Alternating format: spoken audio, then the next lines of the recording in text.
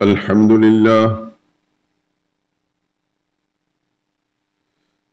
لله وحده والصلاة والسلام على من لا نبي بعده ولا رسول بعده ولا معصوم بعده أما بعد فإن خير الحديث كتاب الله وخير الهدي هدي محمد صلى الله عليه وسلم وشر الأمور محدثاتها وكل محدثة بدعة وكل بدعة ضلالة وكل ضلالة في النار. أعوذ بالله من الشيطان الرجيم. بسم الله الرحمن الرحيم. ولا تركنوا إلى الذين ظلموا فتمسكم النار وما لكم من دون الله من أولياء ثم لا تنصرون.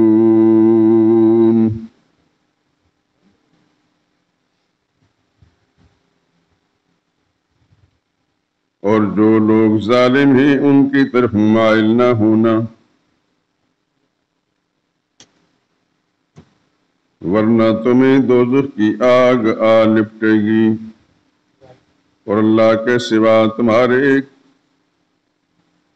اور دوست نہیں ہیں۔ اگر تم ظالموں کی طرف مائل ہو گئے تو پھر تم کو کہیں سے مدد نہ مل سکے گی۔ سبحان ربک رب العزت عما یصفون وسلام علی المرسلین والحمد للہ رب العالمین۔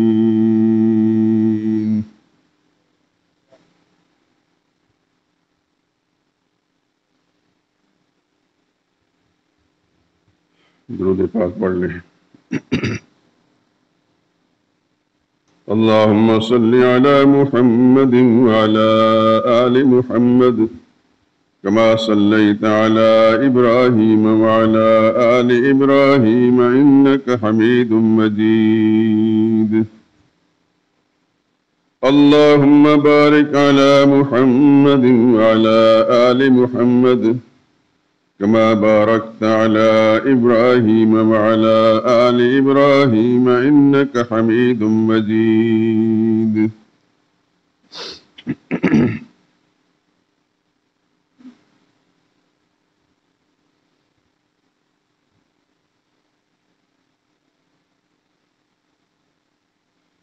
سید کونین تیرے جانثاروں کو سلام، سید کونین تیرے جانثاروں کو سلام، یعنی گردون نبوت کے ستاروں کو سلام۔ انبیاء کے بعد شہرا ہے انہی کے نام کا، انبیاء کے بعد شہرا ہے انہی کے نام کا، جن کی ہمت سے پھلا پھولا چمن اسلام کا۔ ان حجازی غازیوں کو شہ سواروں کو سلام، جن کی ہیبت سے لرزتے کفر کے ایوان تھے، جن سے لرزاں شام روم و فارس و ایران تھے، جن کی ہیبت سے لرزتے کفر کے ایوان تھے، جن سے لرزاں شام روم و فارس و ایران تھے۔ ان خلافت راشدہ کے تاجداروں کو سلام، جن کا حملہ دشمنوں کو موت کا پیغام تھا، اس زمین پر کفر جن سے لرزہ بر اندام تھا، جن کا حملہ دشمنوں کو موت کا پیغام تھا، اس زمین پر کفر جن سے لرزہ بر اندام تھا۔ حق کی خوشنودی کے مخلص خواستگاروں کو سلام، جب کہیں باطل سے ٹکراتے تھے حق کے پاسباں، حق پرستوں کے تماشے دیکھتا تھا آسماں، ان کی تیغوں کی چمکتی تیز دھاروں کو سلام۔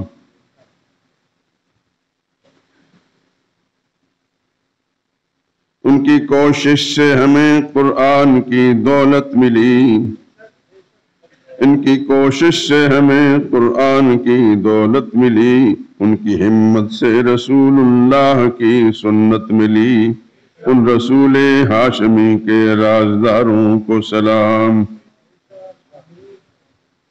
ان میں صدیق عمر کی امتیازی شان ہے، ان میں صدیق عمر کی امتیازی شان ہے، سو گئے اس گھر میں جس پر خلد بھی قربان ہے، گنبد خضرا کی رونق کو بہاروں کو سلام۔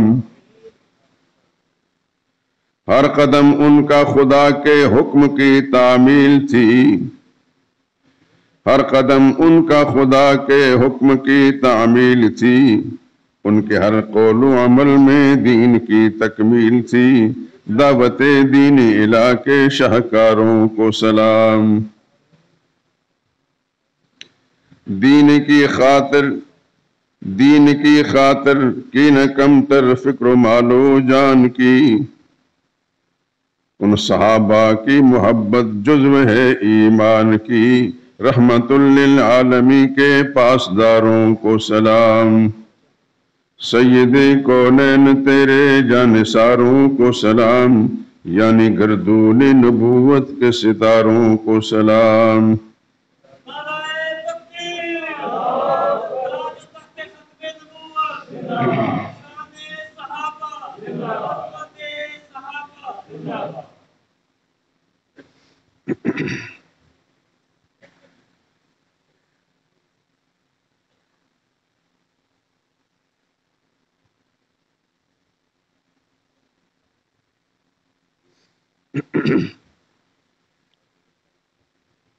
بزرگان محترم، برادران عزیز،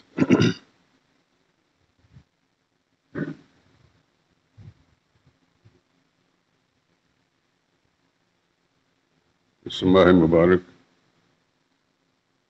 محرم الحرام کی غالباً آج 16 تاریخ ہے۔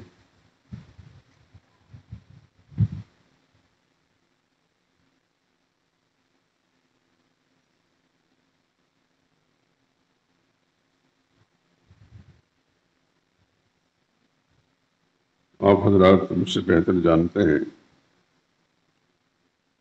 ہمارے پاکستان میں محرم الحرام کی آمد سے پہلے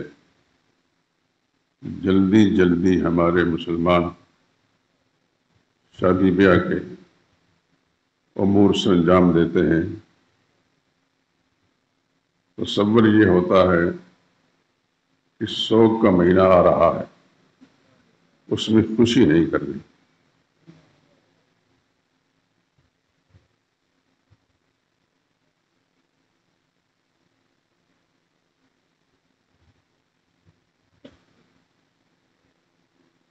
اور شاید اس سوچ سے کوئی بھی مستثنا نہیں۔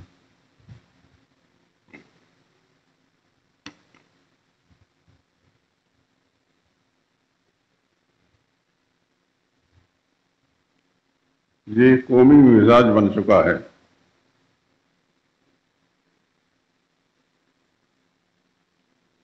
ہم چھوٹی عمر میں تھے، مسائل کا پتہ نہیں تھا، لیکن دیکھتے تھے کہ لوگ جلدی محرم آنے سے پہلے شادیوں کا اہتمام کیوں کرتے ہیں۔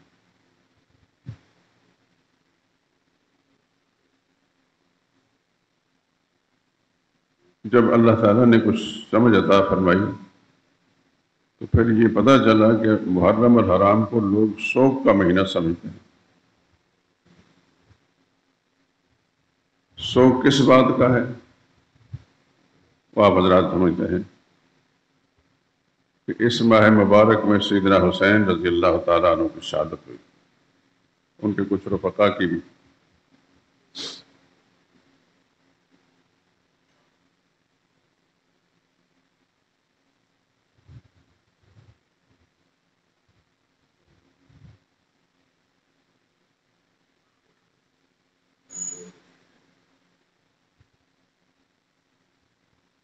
مجھے تو خیر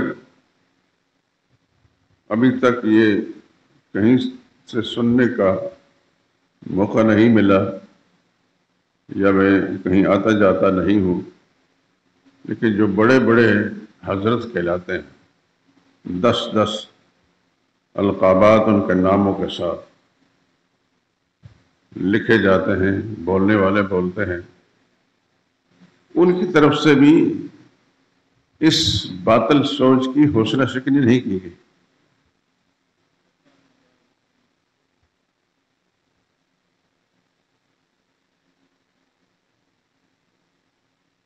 اگر یہ لوگ جو رہنمائی کے مقام پر فائز ہوتے ہیں، یہ لوگوں کی رہنمائی کرتے رہتے، بتاتے رہتے، تو شاید اس تناسب کے ساتھ عوام الناس کے ذہنوں کے اندر یہ تصور موجود نہ ہوتا کہ یہ شوق کا مہینہ ہے۔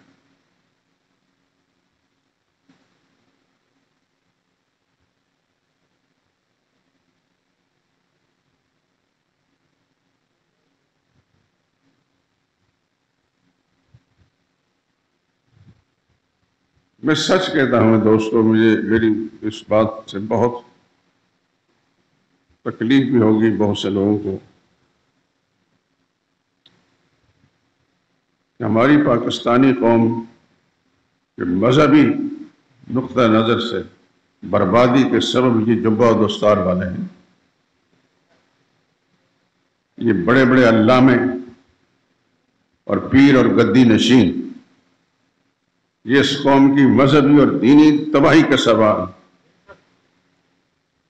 اور پاکستان کی سیاسی سطح پر بربادی کا سبب یہ جو کرسیوں پر بیٹھے ہوئے، یہ من حیث القوم، یہ 2 طبقے اس قوم کی بربادی کا سبب ہے۔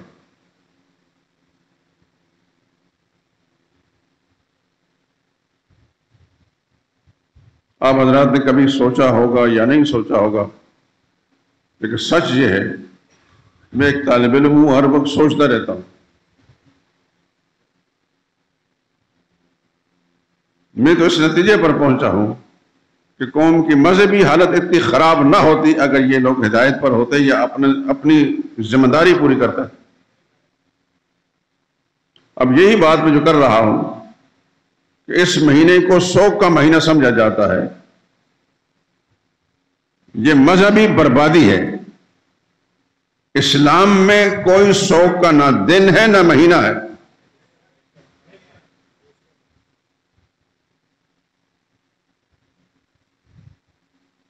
آپ تھوڑا سا اپنے دماغ میں وسعت پیدا کیجئے اور سوچ کو وسعت کے 1,00,000 کئی ہزار انبیاء اکرام علیہ السلام اس دنیا میں تشریف لائے،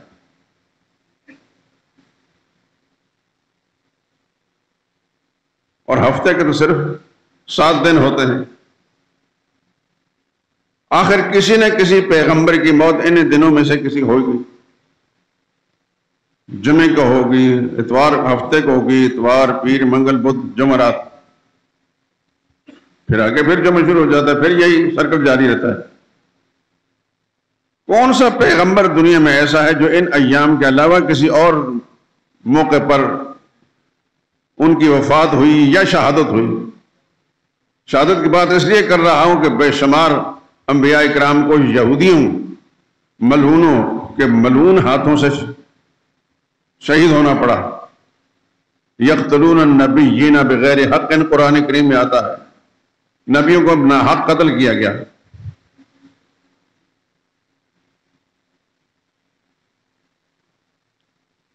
تو کون سا دن ایسا ہے ہفتے کا جس میں کسی اللہ کے مقبول بندے کی موت نہ آئی ہو؟ تو پھر تو کوئی دن ایسا نہیں جو شوق کا نہ ہو، پھر کوئی مہینہ ایسا نہیں جو شوق کا نہ ہو۔ کیا محمد مصطفیٰ صلی اللہ علیہ وسلم اس کائنات کا سب سے بڑے انسان نہیں تھے؟ کیا رسول اللہ صلی اللہ علیہ وسلم پر موت واقع نہیں ہوئی؟ رسول اللہ صلی اللہ علیہ وسلم پر موت ربیع الاول کے مہینے میں پیر کے روز ہوئی۔ عام طور پر تو مشہور یہی بات ہے کہ 12 ربیع الاول کو، ہمارے ہاں 12 ربیع الاول کو پھر لوگوں نے جو کچھ تماشا دکھانا ہوتا ہے وہ آپ حضرات مجھ سے بہتر جانتے ہیں، لیکن سکہ مورخین نے 8 ربیع الاول رسول اللہ صلی اللہ علیہ وسلم کی یوم ولادت لکھی ہے۔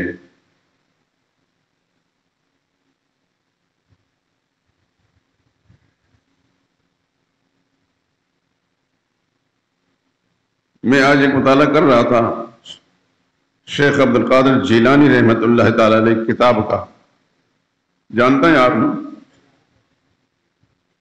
شیخ عبد القادر جیلانی رحمہ اللہ کو آپ جانتے ہی ہیں کہ نہیں جانتے؟ اچھا، بڑے پیر کے نام سے تو جانتے ہی ہیں، پیران پیر کے نام سے تو جانتے ہیں، یا پیر پیراں کے نام سے جانتے ہیں، غوث اعظم کے نام سے جانتے ہیں، ہمارے وہاں 11ویں والے پیر کے نام سے۔ شیخ عبد القادر جیلانی رحمۃ اللہ تعالی علیہ بہت بڑے اللہ کے ولی تھے۔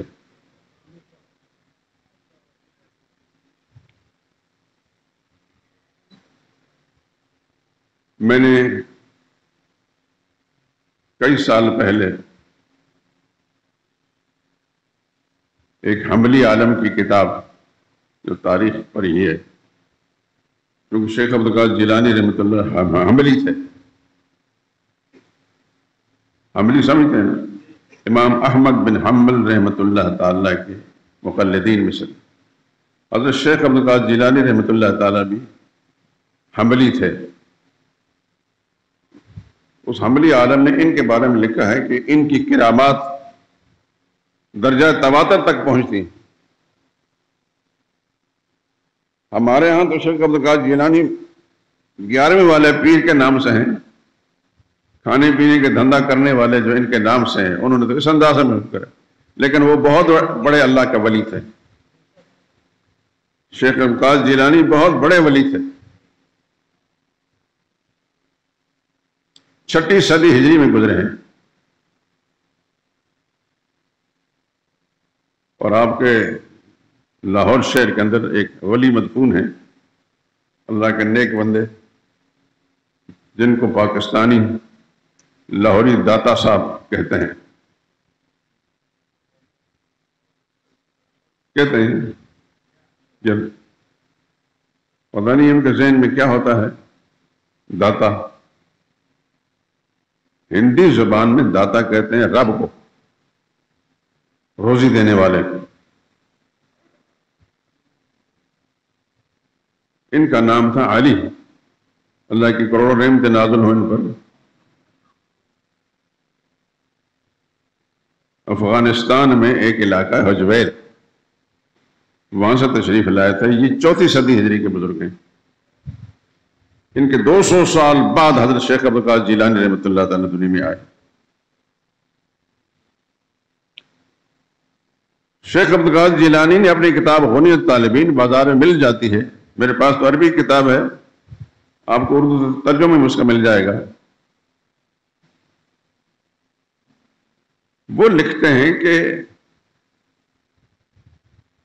عاشورہ محرم کو 100 کا دن منانا یہ جہالت کی بدترین قسم۔ کہتے ہیں اگر کوئی 100 کا دن ہوتا تو محمد مصطفیٰ صلی اللہ علیہ وسلم کی وفات کا دن سب سے بڑا 100 کا دن ہوتا، کہ ان سے بڑی شخصیت دنیا میں کوئی نہیں، اور ان کی جدائی اور ان کی وفات امت کو سب سے بڑا صدمہ پہنچا۔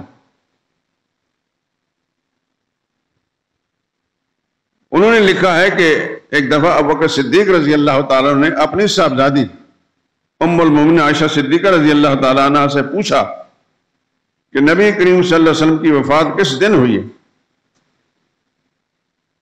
انہوں نے تصدیق کی کہ رسول اللہ صلی اللہ علیہ وسلم کی وفات پیر کو ہوئی ہے۔ ابوبکر صدیق رضی اللہ تعالیٰ نے فرمایا کہ میں اللہ سے دعا کرتا ہوں کہ اللہ مجھے بھی موت دے تو پیری کا دن دے۔ اور چنانچہ ابوبکر صدیق رضی اللہ عنہ کی موت بھی پیری کے دن ہوئی۔ اور دیکھیں ابوبکر صدیق عجیب انسان تھے۔ سچی بات یہ ہے کہ آپ حضرات میں درخواست کرتا رہتا ہوں، اب بھی درخواست کرتا ہوں، بہت کچھ پڑھتے ہوں گے آپ، اپنے نبی کا تذکرہ پڑھیں اور نبی کے یاروں کا تذکرہ پڑھیں، وفاداروں کا تذکرہ پڑھیں۔ آپ لاہور شہر کے باسی ہیں اور اس شہر کے بارے میں ہم بچپن سے سنتے چلے، جب میں نہیں آیا تھا یہاں تب سے سنتے ہیں کہ لاہور تعلیمی اداروں کا شہر ہے، پڑھے لکھے لوگوں کا شہر ہے۔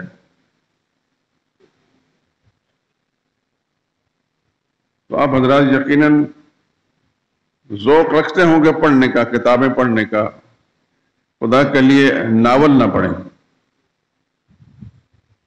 پڑھنا ہے تو اللہ کی کتاب کی تلاوت کریں، کسی عالم سے پوچھ کر ترجمہ، صحیح ترجمہ اس کی تلاوت کریں، کے ساتھ ساتھ ترجمہ پڑھیں، آہستہ آہستہ آہستہ آہستہ انشاءاللہ آپ کے دماغ میں انوارات پیدا ہوں گے قرآن کریم کے، نہ صرف اپنی ہدایت کا سامان ہوگا، دوسروں کی رہنمائی بھی کریں گے۔ لیکن اس کے ساتھ نبی کریم صلی اللہ علیہ وسلم کی تعلیمات، یعنی ان کے سوانح حیات، ان کے سیرت طیبہ کا مطالعہ کریں۔ لیکن ایک بات یاد رکھوں کہ علماء سے ضرور پوچھیں، جس عالم کے علم پر اور اس کی دیانت پر آپ کو اعتماد ہے اس سے ضرور پوچھیں، وہ انشاءاللہ صحیح رہنمائی کرے گا، اور اس کتاب کو پڑھیں تو آپ کو فائدہ ہوگا۔ حضور صلی اللہ علیہ وسلم کے نام سے بے شمار لوگوں نے خامہ فرسائی کی ہے، لیکن بے شمار باتیں ایسی ہیں کہ بس افسوس ہی ہوتا ہے۔ اپنا قد اونچا کرنے کے لیے مصنفوں کی فہرست میں شامل ہونے کے لیے کتابیں لکھ دیتے ہیں، لیکن رسول اللہ صلی اللہ علیہ وسلم کی ہستی، آپ کی شخصیت مبارکہ جو ہے اس کی ترجمانی نہیں ہوتی۔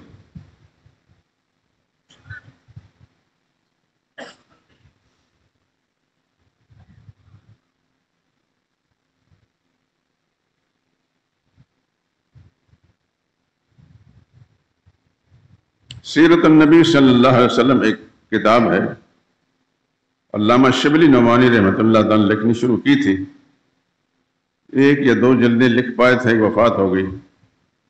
انہی کے لائق شاگرد اور ساتھی اور رفیق علامہ سید سلیمان ندوی رحمۃ اللہ تعالیٰ نے پھر اس کو تکمیل دی، اور 6-7 جلدوں کے اندر وہ کتاب ہے۔ لیکن آپ حضرات دیکھیں گے کہ حضور صلی اللہ علیہ وسلم کی سیرت کے ان پہلوؤں کو انہوں نے واضح کیا ہے جس طرف کسی کا خیال بھی نہیں جاتا تھا۔ ہمارے لاہور شہر کے ایک بزرگ میرے استاد بھی ہیں، حضرت مولانا محمد ادریس کاندھلوی رحمۃ اللہ تعالی علیہ، انہوں نے 3 جلدوں میں کتاب لکھی ہے، سیرت مصطفیٰ صلی اللہ علیہ وسلم۔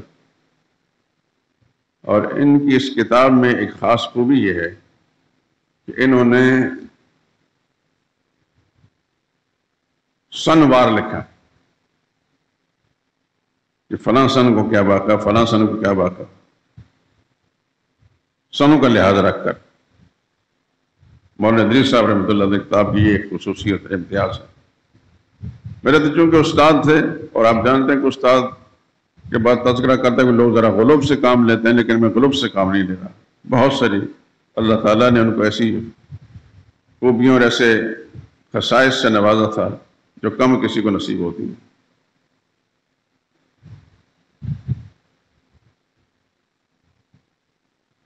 ان کی سیرت مصطفیٰ ضرور پڑھیں،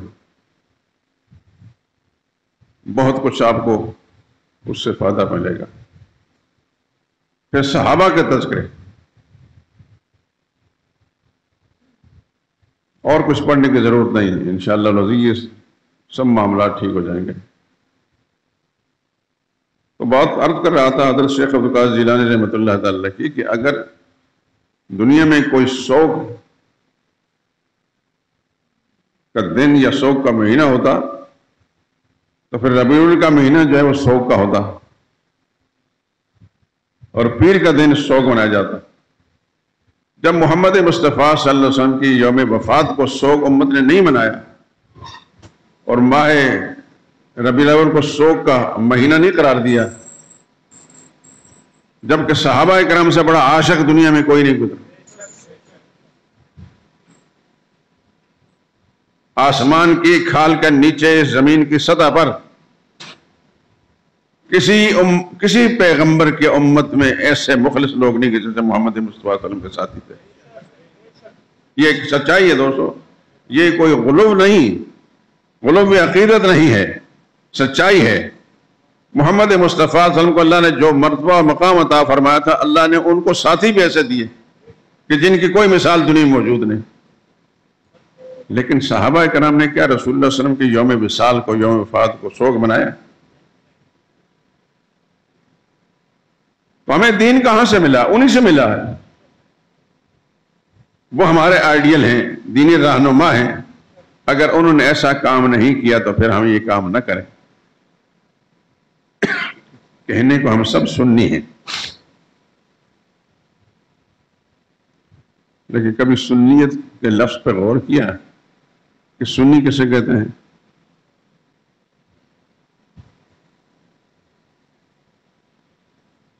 اصل میں یہ ترجمانی ہے اہل سنت والجماعت کی، یہی ہوگا۔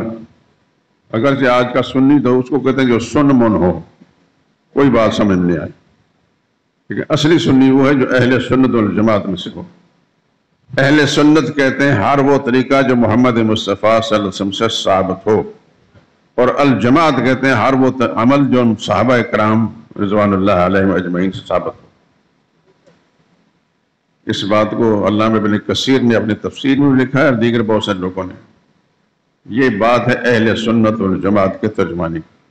اگر ہم واقعی سنی ہیں یعنی اہل سنت جماعت میں سے، تو پھر ہمیں ہر معاملے میں، دین کے ہر معاملے میں نبی کریم صلی اللہ علیہ وسلم کی طرف دیکھنا ہوگا، صحابہ کرام کی طرف سے۔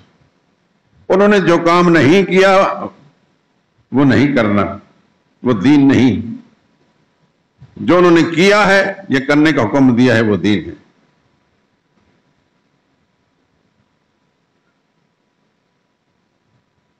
یہ مسئلہ آپ حضرات جو مسجد میں جتنے تشریف فرما ہے، آپ کے کانوں سے یہ بات گزر گئی کہ سوگ کا مہینہ اسلام میں کوئی مہینہ نہیں، کوئی دن سوگ کا نہیں ہے۔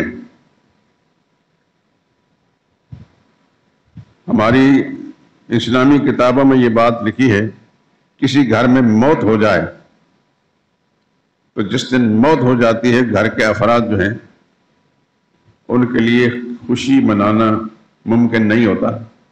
وہ اس کی تجہیز و تکفین میں مبتلا ہوتے ہیں۔ ایسے دن کے اندر اڑوس پڑوس پہ رہنے والے یا رشتہ داروں کو چاہیے کہ وہ کھانا پکا کر ان کے گھر میں دیں، لیکن اگلے روز کسی کے لیے وہ سوگ رہے۔ بیوی کے لیے جو منکوحہ بیوی بیوہ ہو جاتی ہے، اس کے لیے 4 مہینے 10 دن تک 4 مہینے 10 دن تک وہ عدت میں رہے گی، وہ کہیں اور شادی نہیں کر سکتی۔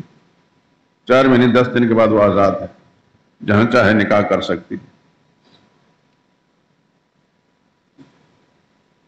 لیکن یہ جو بات ہم نے اپنی شعوری زندگی میں دیکھی ہے کہ ربیع الاول محرم الحرام آنے سے پہلے جلدی جلدی شادیاں کر لو، سوگ کا مہینہ آ رہا، سوگ نہیں ہے، ہماری اسلامی تعلیم میں نہیں ہے۔ یہ ایک باطل نظریہ ہے جو اغیار سے منتقل ہوتا ہوتا ہمارے ہاں پہنچا۔ ہمارا سنی مسلمان کہلانے والا بھی وہی کچھ سوچ رکھتا ہے جو باطل سوچ ہے، اور کبھی اس نے نہ خود محسوس کیا نہ کسی عالم دین سے پوچھا۔ اور جو علماء دین ہیں، اللہ تعالیٰ دعا کریں کہ اللہ پاک ان کو اپنی ذمہ داری سمجھنے کی اور ادا کرنے کی توفیق دے۔ خدا نہ خواستہ، میں اللہ بہت جانتا ہے میرے ظاہر باطن سے، میں کسی کی تحقیر نہیں کر رہا۔ مجھے افسوس اس بات ہے کہ اپنی ذمہ داری کو پورا کیوں نہیں کر رہے۔ اگر یہ ذمہ داری پوری کرتے ہوتے تو قوم کی مجموعی یہ سوچ نہ ہوتی، غالب اکثریت مسلمانوں کی جو ہے ان کی سوچ درست ہو چکی ہوتی۔ اس کا معنی یہ کہ انہوں نے کچھ نہیں کیا۔ کچھ نہ کرنے کا سبب یہی ہو سکتا ہے کہ ناراض نہ ہو جائیں۔ جس عالم دین کو دین کا مسئلہ بیان کرتے وقت یہ فکر رہتی ہے کہ فلاں ناراض نہ ہو جائے، فلاں ناراض نہ ہو جائے، وہ عالم دین نہیں ہے۔ عالم دین وہ ہوتا ہے جو ہر اس وقت اللہ اس کے رسول کے احکام کو سامنے رکھ کر بات کرتا ہے۔ کون خوش ہوتا ہے کون ناراض ہوتا ہے اس کی کوئی پرواہ نہیں۔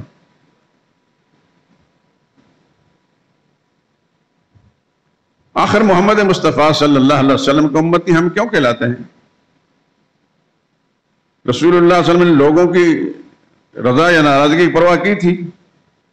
خاندان سارا ناراض ہو گیا، خاندان کا پہلا آدمی ابو لہب رسول اللہ صلی اللہ علیہ وسلم پر پتھر مارنے والا، ابو لہب کے بیٹوں نے رسول اللہ صلی اللہ علیہ وسلم کی شان میں گستاخی کی، خاص طور پر جو عتیبہ تھا وہ بدبخت رسول اللہ صلی اللہ علیہ وسلم کپڑے بھی پھاڑے، حضور صلی اللہ علیہ وسلم چہرے آنے پر تھوکا بھی، جبکہ حضور صلی اللہ علیہ وسلم نے اپنی صاحبزادی حضرت ام کلثوم اس کے نکاح میں دی تھی، اور ابو لہب نے کہہ کر اپنے بیٹوں کو کہ محمد کی بیٹیوں کو چھوڑ دو، یہ بدلہ لیا۔ اور آپ حضرات کے علم میں ہے کہ عتیبہ کا ساتھ ہوا کیا؟ عتبہ کو اللہ نے بعد میں ہدایت دے دی، مسلمان ہو گیا، اور ابو لہب کا ایک اور بیٹا تھا اس کا نام معتب تھا، وہ بھی مسلمان ہوا، لیکن جو عتیبہ تھا وہ گستاخ، اس نے پیغمبر صلی اللہ علیہ وسلم کی عملاً گستاخی کی تھی، چہرے انور پر تھوکا بھی اور کپڑے بھی پھاڑے، بدزبانی بھی کی ہوگی۔ اللہ کے پیغمبر نے فرمایا صلی اللہ علیہ وسلم اللہم سلط علیہ قلبا من کلاب، یہ اللہ اپنے کتوں میں سے کوئی کتا، کوئی درندوں میں سے کتا درندہ اس پر مسلط فرماتا ہے۔ ابو لہب دشمن تو تھا، لیکن اس کے دل میں یہ آ گیا کہ محمد کی بدعا رائے گاں جائے گی نہیں۔ اس کا بیٹا تجارت کے سفر پر گیا ہوا تھا، تو تاجروں سے ابو لہب نے کہا کہ جہاں جہاں تم نے پڑاؤ کرنا ہے خدا کے لیے میرے اس بیٹے کی حفاظت کرنا۔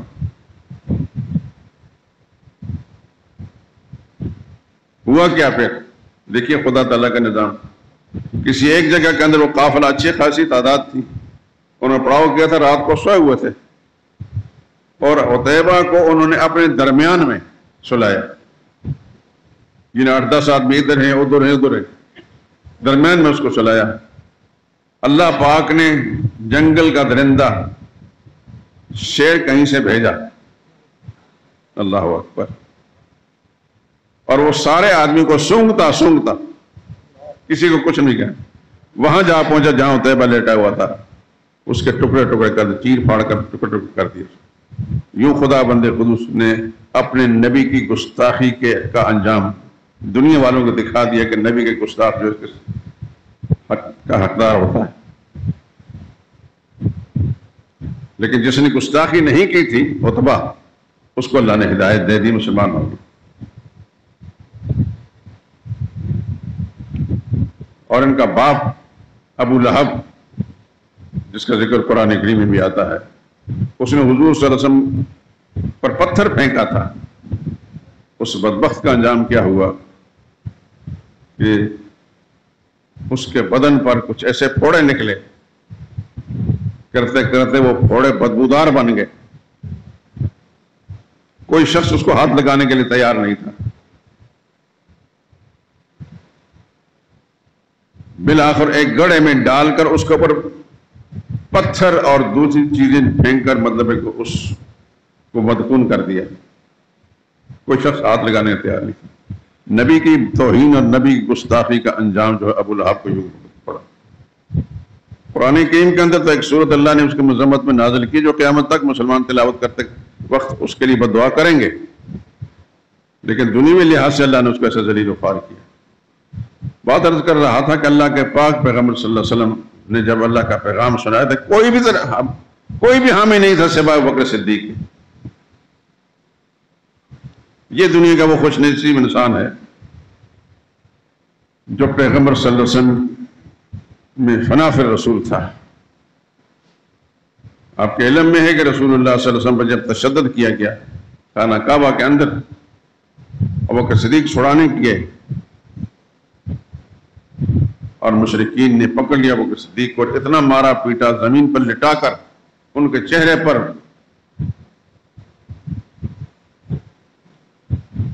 اس قدر ان کے چہروں کو مارا گیا، روندا گیا کہ ان کے نقوش چہرے کے جو ہے بالکل مٹ گئے تھے،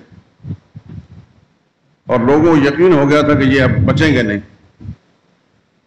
ابوبکر صدیق کے خاندان کے کچھ لوگ انہیں اٹھا کر گھر لے گئے اور انہیں امید نہیں تھی کہ یہ بچیں گے، لیکن جب ہوش آئی، اللہ اکبر، تو پہلا جملہ یہ نکلا کہ محمد مصطفیٰ صلی اللہ علیہ وسلم کے سال کے اندر خاندان کے کسی آدمی نے کہا کہ اسی کی وجہ سے تمہارے ساتھ یہ کچھ ہوا، اب بھی یاد کر رہے ہیں ان کو؟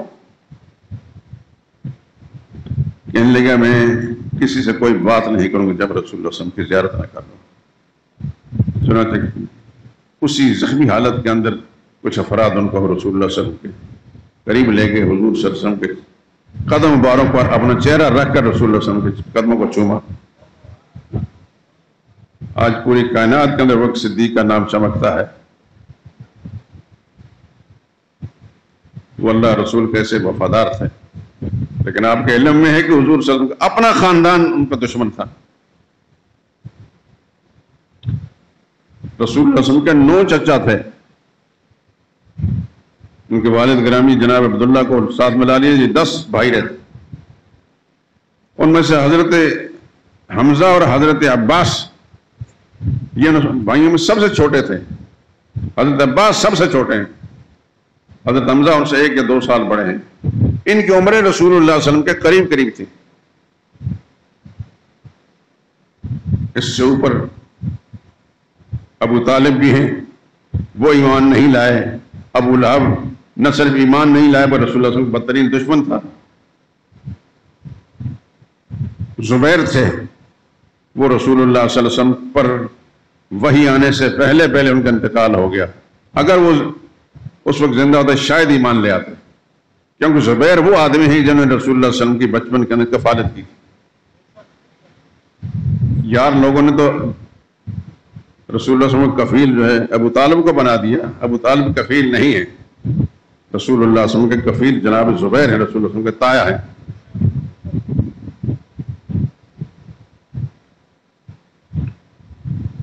درمیان میں 2 چچا اور ہیں، ان کے حالات بالکل معلوم نہیں ہوتے، اور سب سے بڑے تایا ان کا نام حارث تھا، وہ حضور صلی اللہ علیہ وسلم کی ولادت سے پہلے ان کا انتقال ہو گیا تھا۔ رسول اللہ صلی اللہ علیہ وسلم کے خاندان کے یہ سارے لوگ، حضور کی ولادت سے پہلے جناب عبداللہ کا انتقال ہو گیا تھا، وہ تو آپ کے علم میں ہے ہی۔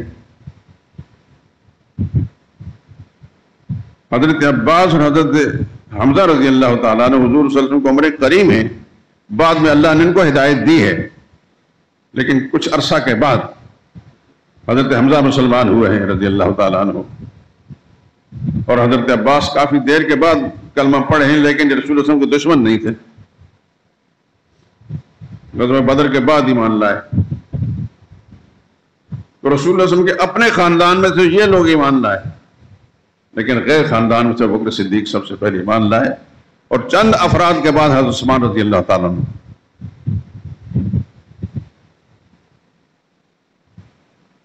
تو نبی کریم صلی اللہ علیہ وسلم کے یہ جو وفادار لوگ ہیں، حضور پر ایمان لانے والے، انہوں نے کبھی بھی کسی موقع پر بھی اپنے کسی معاملے کے اندر ایسا کیا ہے کہ فلاں مہینہ سوگ کا ہے اور فلاں مہینہ خوشی کا ہے؟ کسی بھی کتاب کو پڑھ کر دیکھ لیں آپ، کہیں آپ کو نہیں ملے گا کہ سوگ کا مہینہ۔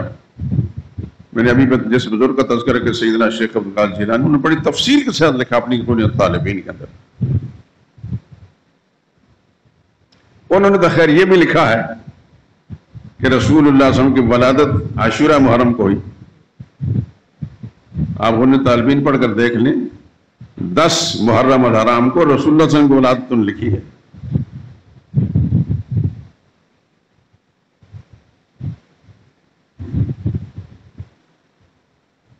لیکن بڑی تفصیل کے ساتھ شیخ عبد القادر جیلانی رحمۃ اللہ تعالیٰ نے بہت سے حقائق پیش کیے ہیں، میں ان سب کا ذکر کر نہیں سکتا اس موقع پر کہ موجود اور ہے،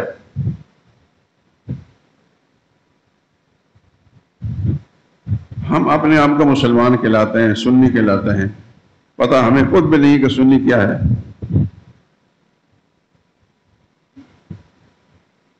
ہم اپنے بچوں کو کیا بتائیں گے سنیت کیا چیز ہوتی ہے؟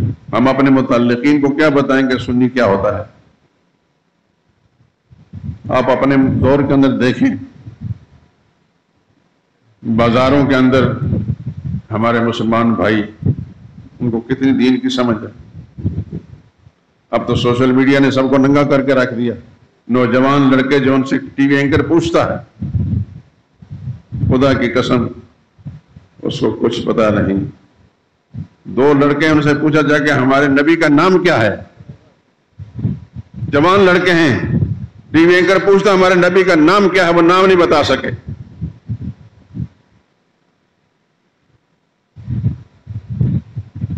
کچھ مہینے پہلے ٹی وی اینکر کسی سے پوچھتا ہے کہ 6 نبیوں کا نام بتائیں، کسی ایک کا نام نہیں بتایا۔ انہوں نے کہا چلو صحابہ کا نام بتا دیں، چند صحابہ کا نام بتا دیں۔ کافی سوچ بچار کے بعد اسے پاکستان میں پیدا ہونے والا ایک صحابی طارق جمیل، کہنے لگے طارق جمیل صحابی،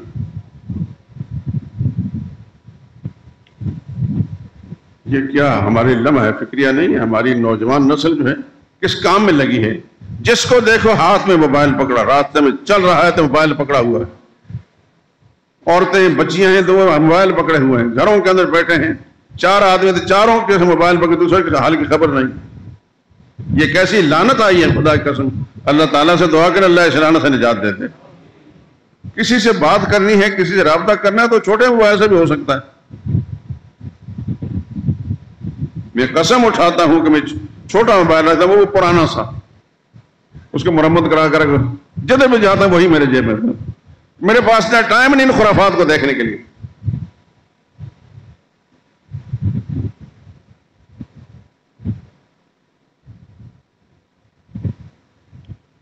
فکر کیجئے میرے دوستو، فکر کیجئے، آج ہمارے ملک کے اندر زوال اس حد تک پہنچ چکا ہے کہ یہاں کا نوجوان لڑکا 25 سے 30 سال کی عمر کا لڑکا کسی صحابی کا نام نہیں بتا سکتا، نبی کا نام نہیں بتا سکتا صلی اللہ علیہ وسلم۔ کیا اس کے ماں باپ کا فکر ہے اس بات کی کہ ہم نے یہ نوجوان جو تیار کیا ہے ہمارا بیٹا ہے، یہ مسلمان کہلانے والا ہے، اس کو اسلام سے، پیغمبر اسلام سے کیا نسبت ہے؟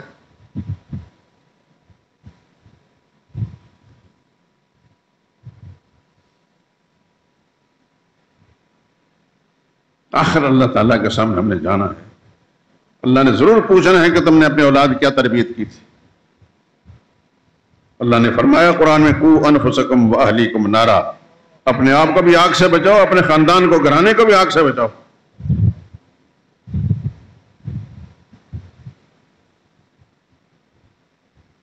میری باتیں تلخ ضرور ہیں دوستو، خدا کی قسم قرآن میرے ہاتھ کے اندر ہے، سوائے ہمدردی کے جذبے کو اور کچھ بھی نہیں۔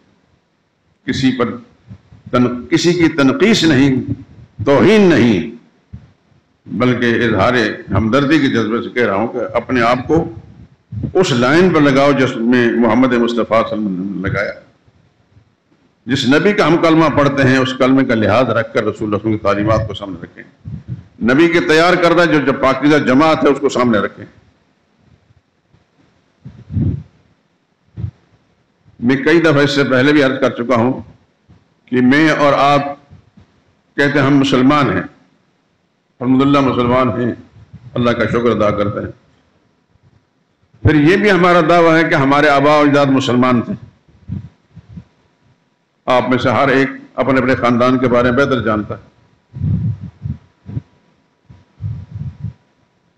شاید ہی کوئی ہو یہ کہہ سکے میرا باپ ہندو تھا میں مسلمان ہو گیا، میرا باپ عیسائی میں مسلمان ہو گیا۔ اکثریت یہی ہے کہ باپ دادا مسلمان تھے۔ مجھے اتنا پتا ہے کہ میرے باپ مسلمان تھے، میرے دادا مسلمان تھے، پردادا مسلمان تھے، ان کے والد مسلمان تھے، ان کے دادا مسلمان تھے، یہاں تک مجھے پتا ہے۔ لیکن بڑے بڑے اولیاء اللہ تھے، بڑے بڑے علماء تھے، عارف باللہ تھے، قرآن کے حافظ تھے، یہ خدا کا شکر ادا کرتا ہوں کہ اس سے آگے مجھے معلوم نہیں کیا تھا۔ لیکن صحابہ کرام کی اکثریت تو ایسی تھی کہ اکثر کے باپ مشرک کافر ہیں اور مسلمان ہو گئے. مثلا سیدنا فاروق اعظم ہیں، ان کے والد خطاب مسلمان نہیں تھے، تو کیا فاروق اعظم جو کافر کا بیٹا مسلمان ہوا، نبی کے دامن سے وابستہ ہوا، کیا تھا، کیا بن گیا کہ دنیا کفر کو یہ کہنا پڑا کہ ایک اور عمر پیدا ہو جاتا دنیا میں کوئی بھی غیر مسلم نہ رہتا، سب مسلمان ہو چکے تھے. وہ عمر جو دریا نیل کو خط لکھتا ہے، جب قحط کی شکایت کی گئی کہ اللہ کے حکم سے بہتا تھا تو اب بھی جمع ہو جائے، جاری ہو جائے، خدا بند خود اس دریا کو جاری کر دیتے ہیں. زمین میں زلزلہ آتا ہے تو ٹھوکر مار کہتے ہیں کیا عمر نے تم پر انصاف نہیں کیا؟ وہ کافر کا بیٹا، اور ہمارا دعویٰ ہے کہ ہم مسلمان کے بیٹے ہیں، مسلمان دادا پردادا سارے مسلمان ہیں. اور عثمان کے والد مسلمان نہیں تھے، ابوبکر صدیق جب مسلمان ان کے والد مسلمان نہیں تھے. بعد میں بڑی کوشش کر کر کے اللہ پاک نے ان کو ہدایت دی.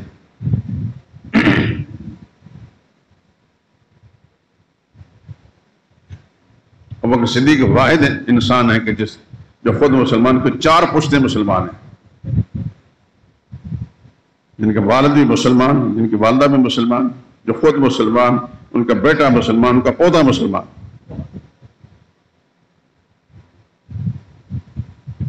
لیکن عام صحابہ کرام تو خاندانی کافر تھے، کفر سے نکل کر آئے، اور آج 1500 سال کے بعد ان کا نام ادب سے میں اور آپ لیتے ہیں.